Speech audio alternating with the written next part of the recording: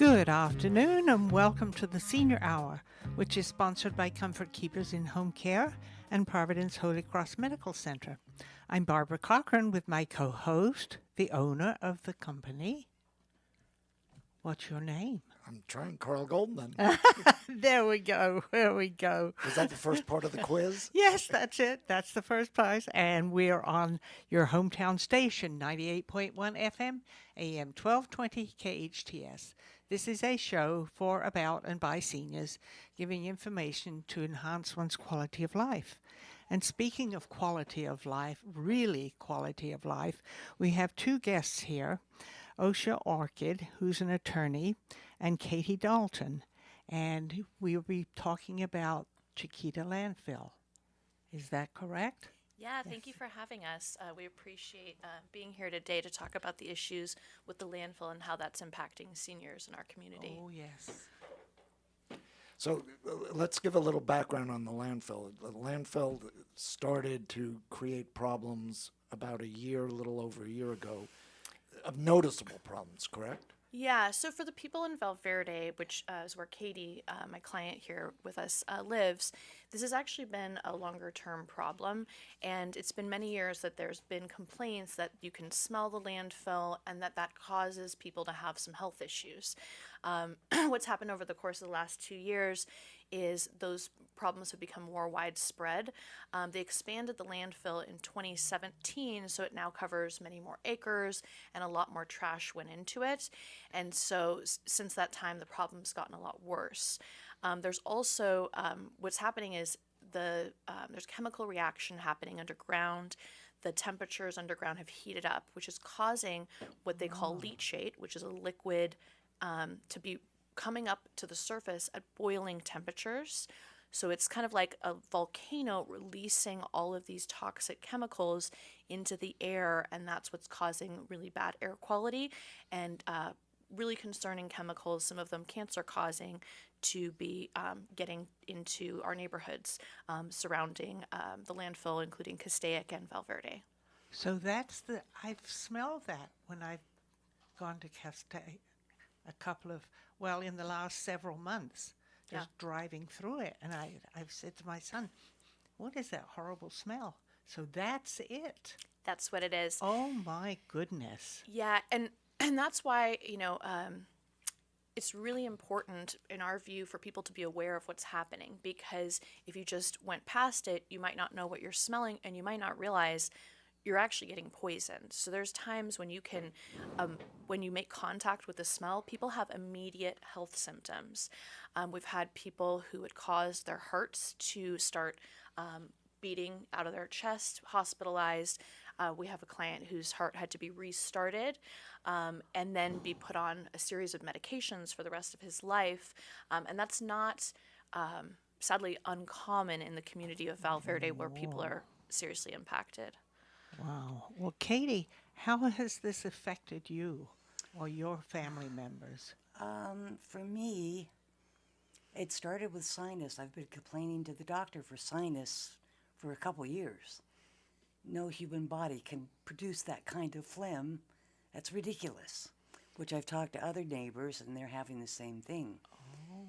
And then this year recently, I've been diagnosed with blood cancer. Oh, my. Yeah, and I've talked to other people as well who've come down with not blood cancer, with cancer. And the breathing issues are horrendous.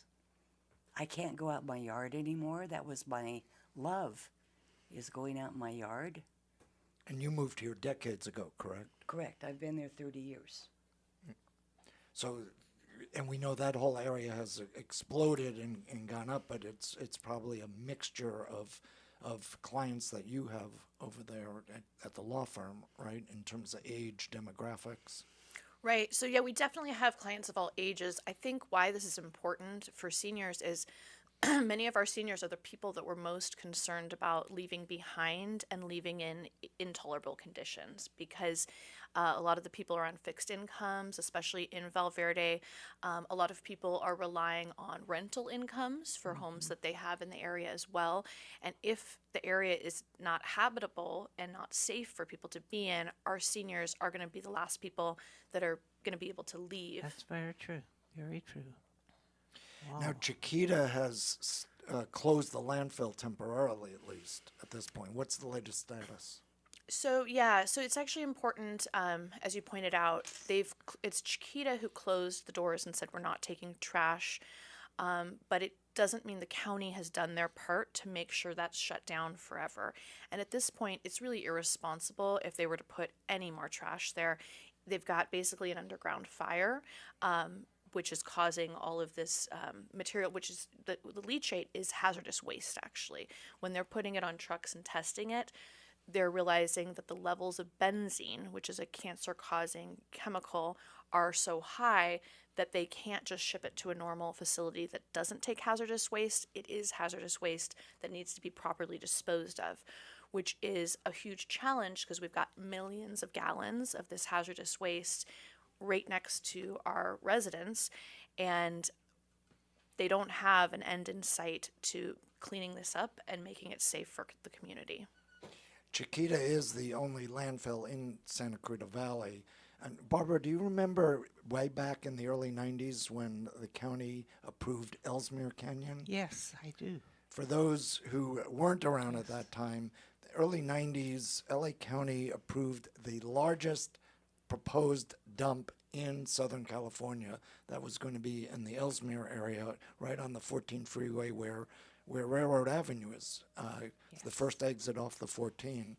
And the county got pretty far in terms of approving this, and it was only a few years after the city had formed, and the city decided it was going to be a David and Goliath and take on the county. We joined forces along with many others to fight this. We were told it's impossible, not going to happen, and here we have a few decades later. We don't have a dump there, and we have open space and park over in the Ellesmere area. But so it can be fought. But the point I want to make is we still need a landfill, and with really only having one, what do you think is going to happen?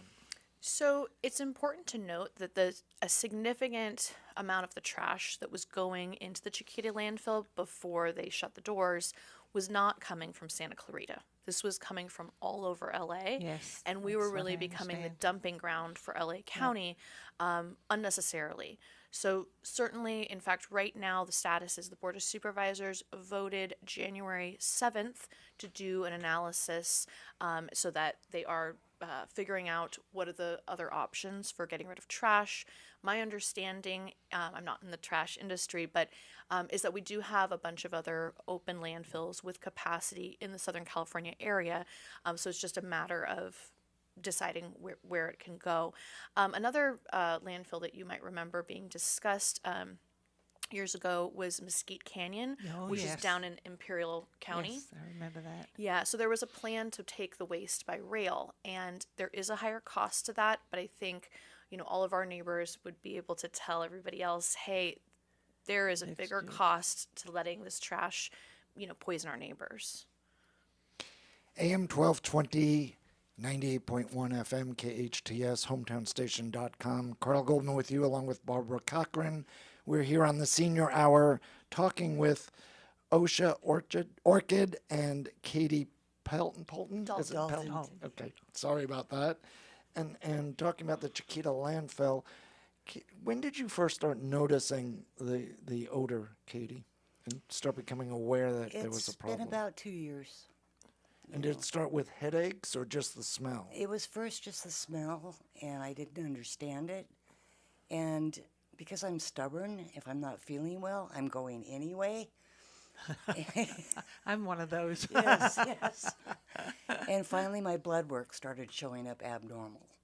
And then my doctor referred me out, and we did all the testing, and I was pretty taken off guard. You know, I wasn't feeling well, but Who would have thought it was Yeah, as a no way. result of that? You wouldn't even think of that. no. Most Right. people wouldn't. And that's what's happening with so many of our neighbors. So before we filed the case in August of 23. Other neighbors just weren't aware. There was a lot of people really close to the landfill in Valverde who had known for years that that's what the smell is coming from, and had been able to connect it to when they'd smell it, they'd have the health symptoms.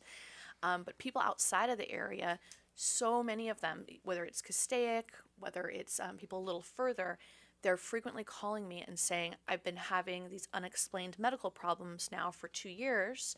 I've been going to the doctor. I can't figure out what it is.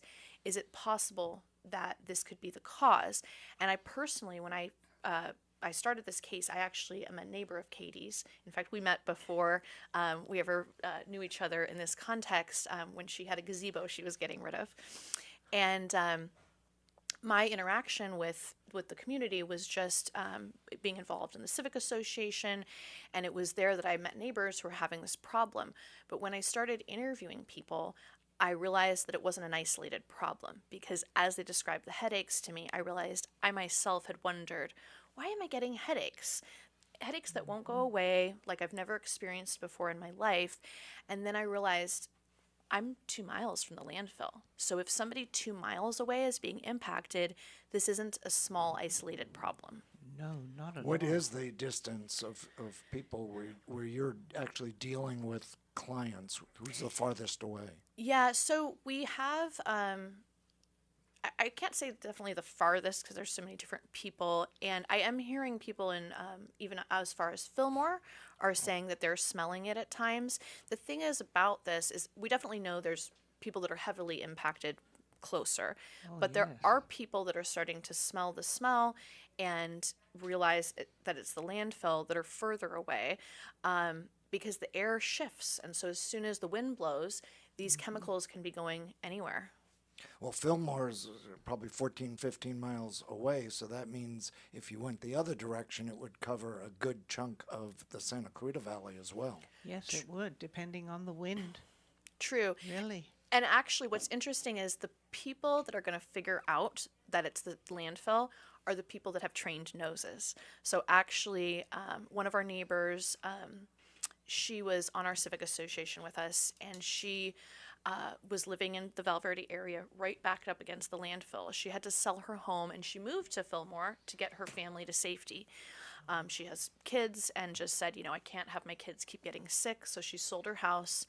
And after living there, she reported back that she does occasionally smell it. And I think the reason that she knows, other neighbors are probably thinking, did somebody leave the trash out? What's the problem over here? Like Katie was wondering, are people working on their cars? But people are going to assume a bunch of other things when they're further away because they're not recognizing the smell.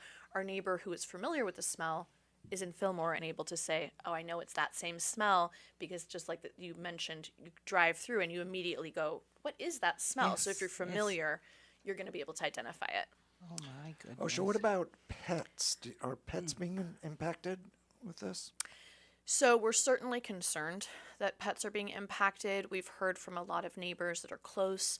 They're mysteriously having, animals like chickens die. We've heard people say that they've come out and just every bee is dead in the yard, like a whole hive of bees laying everywhere, and it's not being explained some other way. So other people have mentioned to me they've noticed less wildlife in the area, and perhaps the coyotes are smart enough to relocate themselves. But that's a key corridor as well. Where the 5 and the 14 meet is actually the north-south corridor and the east-west corridor for all of California. So animals are cross. able to, in fact, there's a corridor route set up for them right there. So the ones going north-south, who then hook up with the animals that are east-west, will go right through the area that we're talking about with Chiquita. Right. Yes, and be affected.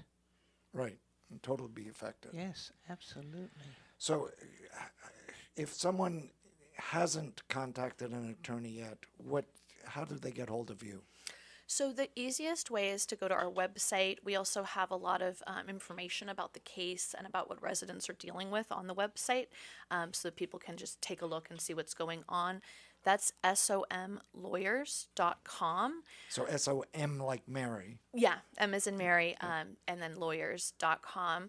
And then if that's inconvenient, people can also just call our office to get information, which is 855-588-7664.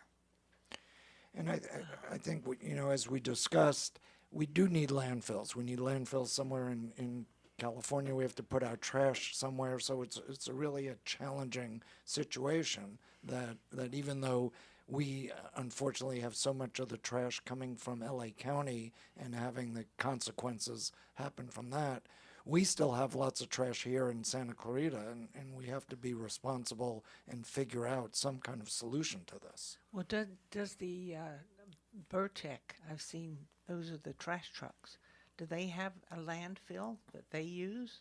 Or do they use? No, Burtec is a very large company. They have the trash here in Santa Clarita right now. They've taken over Waste Management, but they just deliver the trash to a landfill. The trash here in Santa Clarita all end up at Chiquita for the ones here. Now Burtec, of course, covers other areas and brings the landfill to other areas. But it's a big challenge, and as you mentioned, Oshea, it's more expensive to take it out by train. If they take it out by trucks and have to go further, it ends up adding freeway congestion as well as additional cost, because the time and the gasoline to get to another place is going to be challenging. Plus the danger to the person driving. That too. Wow. So it's a challenge for everybody from a variety of different standpoints. It's not that there's one easy answer, or to simply say that we should close the landfills forever. We need somewhere to put our trash. Right. I think the important issue with this landfill is that it's the amount of time that this has gone on. So a lot of landfills, they open them, they put as much trash as the community can handle, basically, and can be covered and dealt with, and then that becomes a park or a golf course or something else.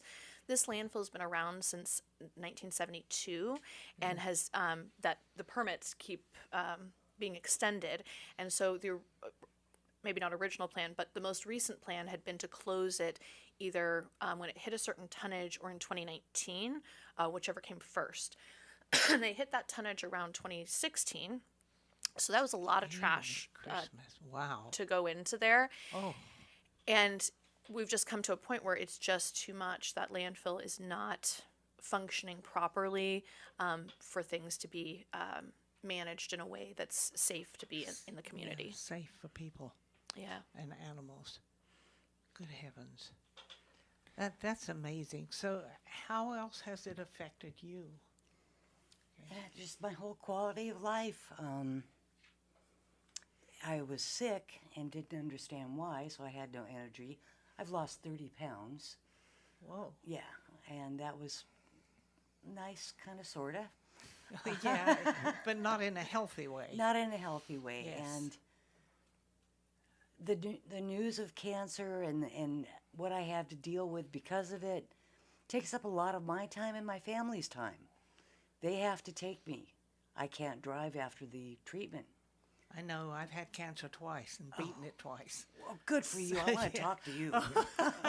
I got it when I was 75. I got it when I was 85, and I told my kids, if I get it when I'm 95, I'm going to beat it again. I like you.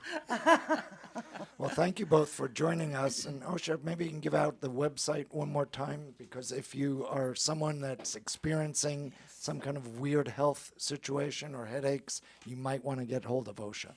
Yeah, so that's SOM, M as in Mary, and then lawyers.com, SOMlawyers.com.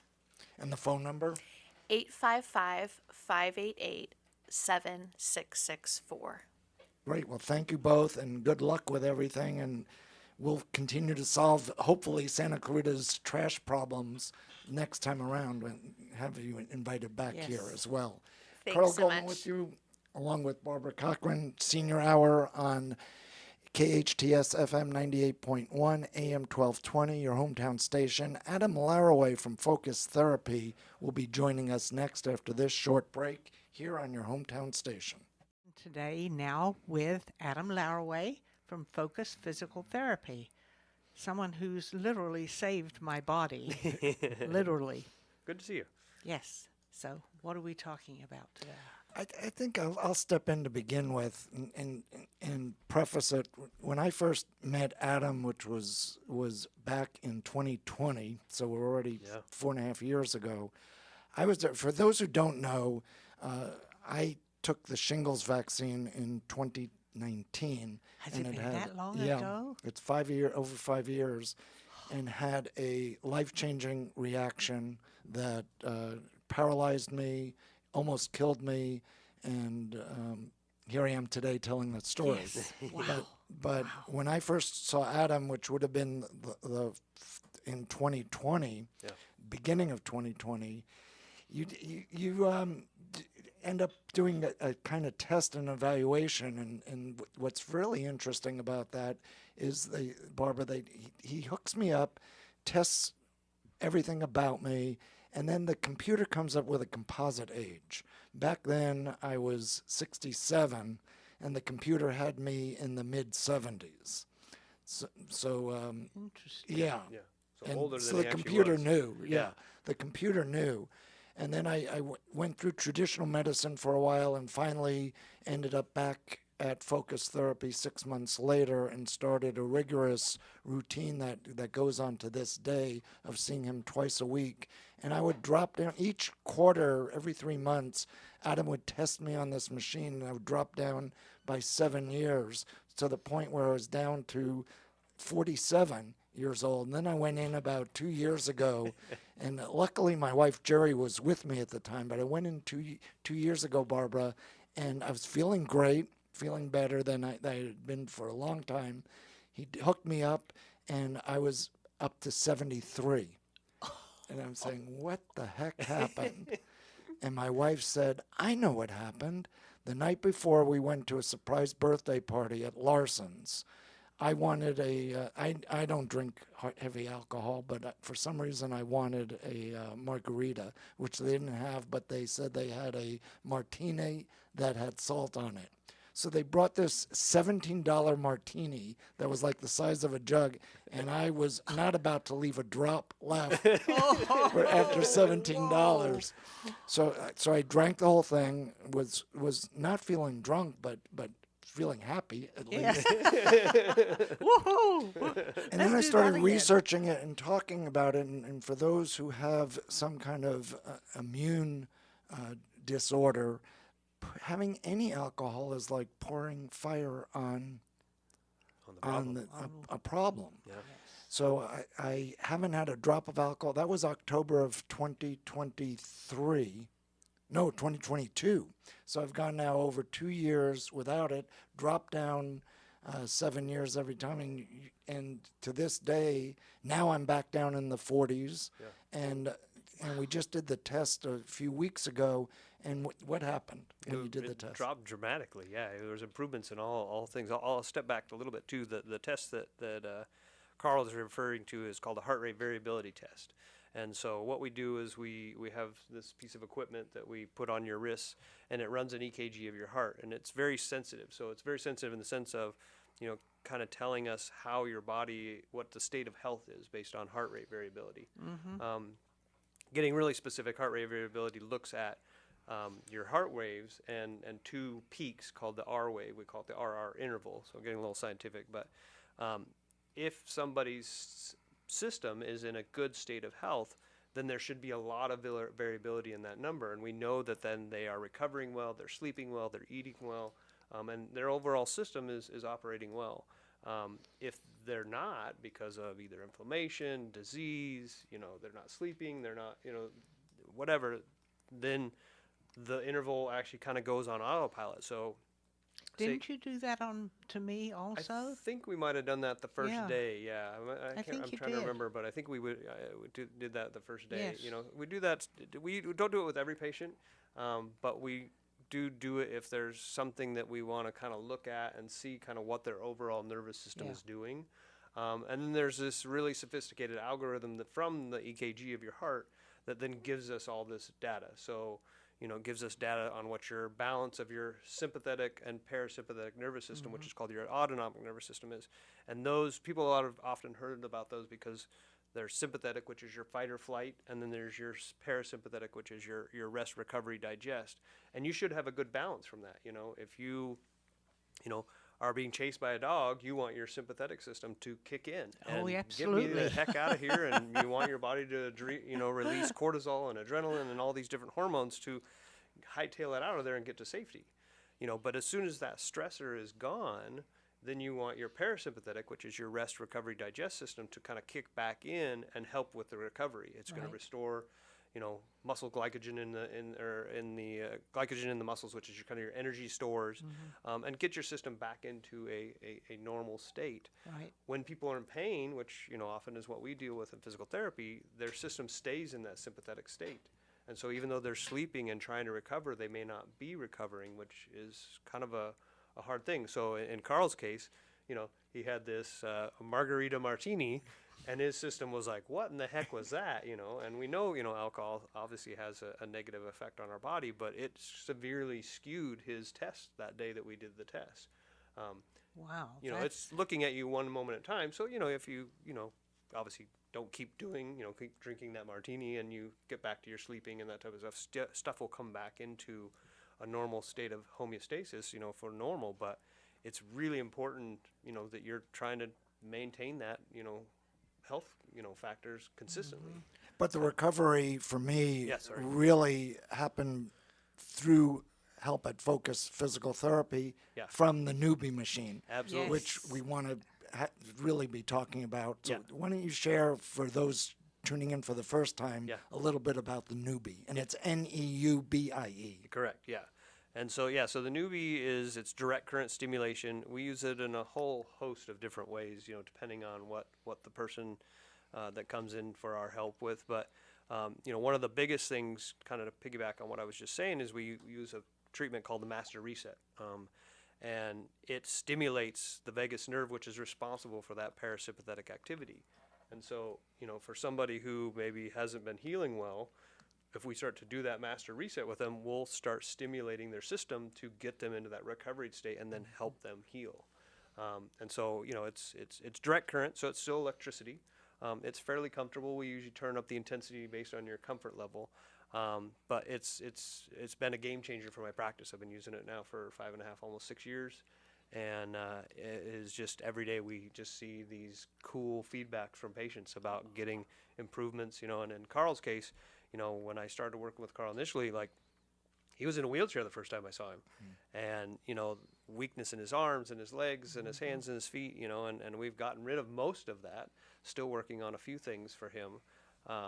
But it's been just a dramatic change in his independence now. I mean, you're walking around the house sometimes with little to nothing with canes and stuff like that. So The sports teams throughout California, throughout the country, are using the Nuebie. Most of the teams have it, but I'm wearing my Philadelphia Eagles outfit right now because we're getting ready for the Super Bowl, and really part of the responsibility of the Eagles making it to the Super Bowl a second time in 3 years is because of their running back Barkley. And for those who don't know, Barkley, if you're a New York Giant fan, you probably are going to hate this conversation. But Barkley was the running back for the Giants for many years. Had what they thought was a career-ending injury. Right. Yep. So they let Barkley go. He went to the Eagles, and during the time in between that, with the healing, he did the Nuebie. And what happened, Adam? Yeah, so pretty dramatic. Obviously, when you're dealing with an NFL team, they are, good staff. They know what they're doing. They've got to get these athletes week in, week out back on the field. And for Saquon Barkley, he had ACL reconstruction, and he wasn't healing. He wasn't able to get his quads firing, and he just wasn't progressing. And for somebody who was literally one of the best running backs in the NFL the previous year, it was very, skeptical whether he was even going to make it back to the NFL, and that's why they released him. And the Eagles luckily for them, picked him up. And But chances are he's going to be the MVP this year. Too. absolutely, yeah. He's been absolutely amazing. I mean, he almost broke Barry Sanders' rushing record this year, which has been untouchable. So that was pretty cool. But anyway, so he through a friend, I guess had knew the owner of NewFit, of the Nuebie machine, and so his name's Garrett Salpeter, and so Garrett actually flew out to take a look and see what he could do to help Saquon, and so he started to train him with the Nuebie in his basement. And so there's actually some video footage of his training and stuff like that, and Saquon calls it his cheat code, because all of a sudden the Nuebie was able to, he was mapping him, and he was able to sense some of the, muscles that weren't turning on and weren't working properly for his rehab were starting to turn back on, and he was able to start recruiting them again. And next thing you know, he's doing great, and then back on the field, gets signed with the Eagles, and then has probably one of the best running back seasons, in years. And so that's been kind of, he has a little bit of soft spot in my heart because, obviously the connection with the Nuebie and kind of seeing his progress. So been going to be pretty cool to see what he's done. Well, I've used the Nuebie. Absolutely, also. yeah. Yes. And what have you noticed, Barbara? Oh, it's a big difference. There was a big difference. Yeah. Big difference. So most people listening right now are not star running backs for the Eagles. No, we're just normal human beings. Right. Right, Exactly. for normal human beings, how can the Nuebie help someone listening right now? What areas can it help, and what areas do you see it not helping? Yeah, so that's probably the most fun that I have is getting patients that have come in and a lot of times have kind of struck out. They've been to their different doctors and different specialists and stuff like that, and things just aren't improving. They've tried medications and just not getting to where they want to be. The cool thing with the Nuebie is that in the initial process, we map you.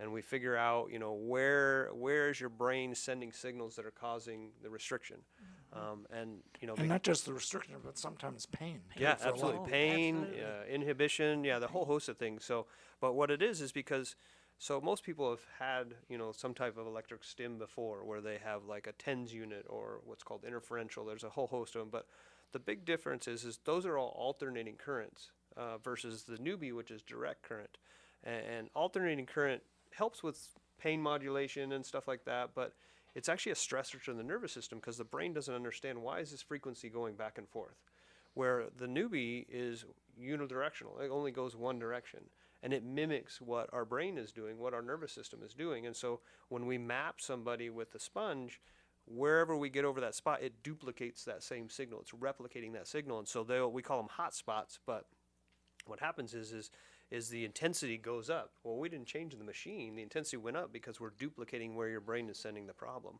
And that's what's been such a game changer, is that sometimes where the pain isn't necessarily where the problem is. And so we find those hot spots, put pads on them, and then we go through movement patterns to restore that.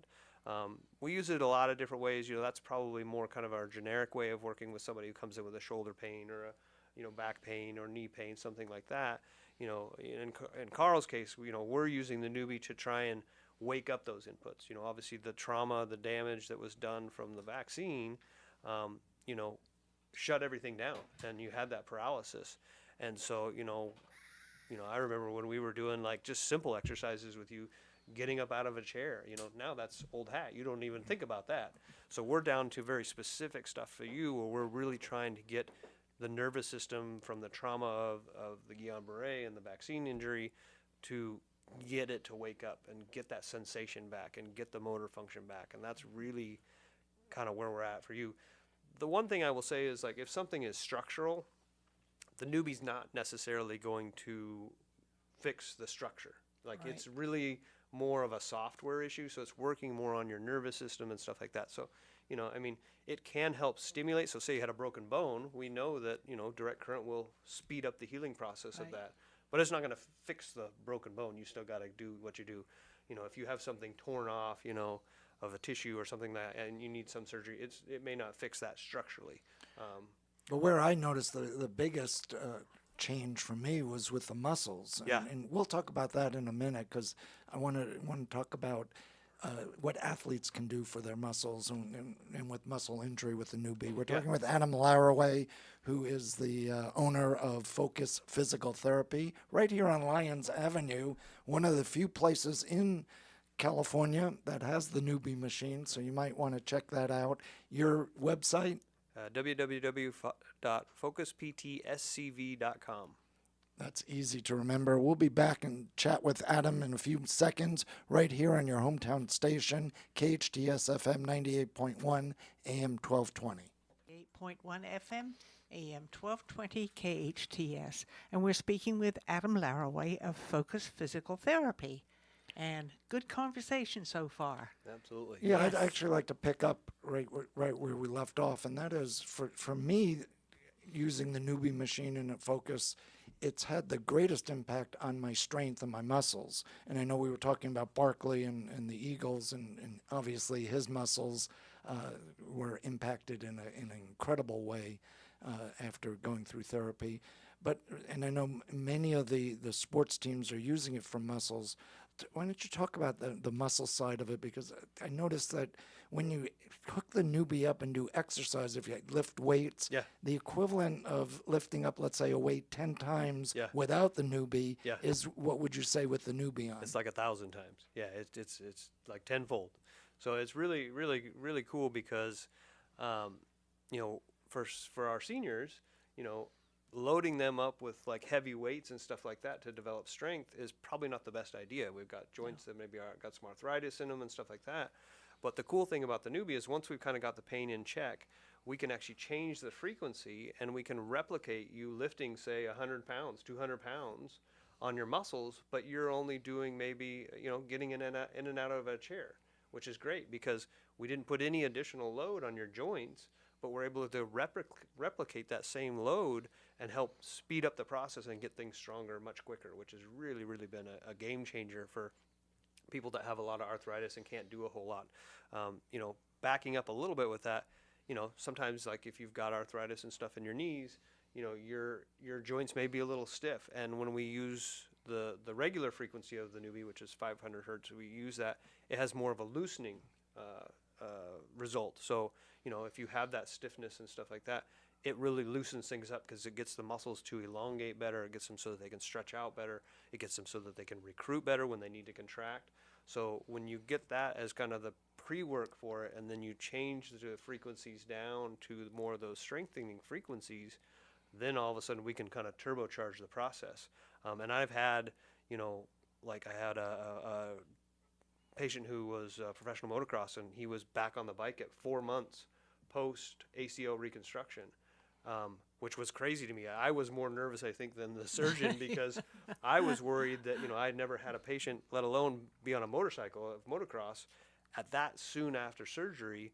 I was worried about the graft and the structure, but the surgeon was like, he's passing all the tests. His strength is so good, like he's ready to get back on. And I've kept in contact with him, and he's 3 years post-op now, has not had a single issue with that ACL reconstruction and doing really, really well. Adam, are you working with a lot of seniors who've gone through hip replacement or knee replacement? We definitely see knee replacement. It's interesting with hip replacement. They've kind of had this kind of ebb and flow over my career, last 25 years, where initially we saw a lot of hip replacements, and then they went through a phase where the doctor was like, "Oh, you don't really need rehab. It's such a easy procedure, quote unquote, easy procedure, that they didn't need a lot of rehab." So we didn't see a whole lot of them.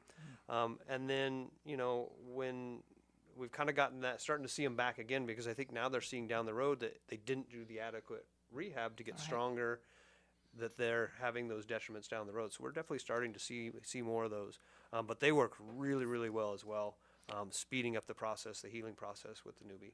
And I heard, having taken my father-in-law in for hip surgery, and the surgeon talked to us, he said that 80% of the people who have hip surgery who don't exercise in the first 6 months after the hip surgery don't make it.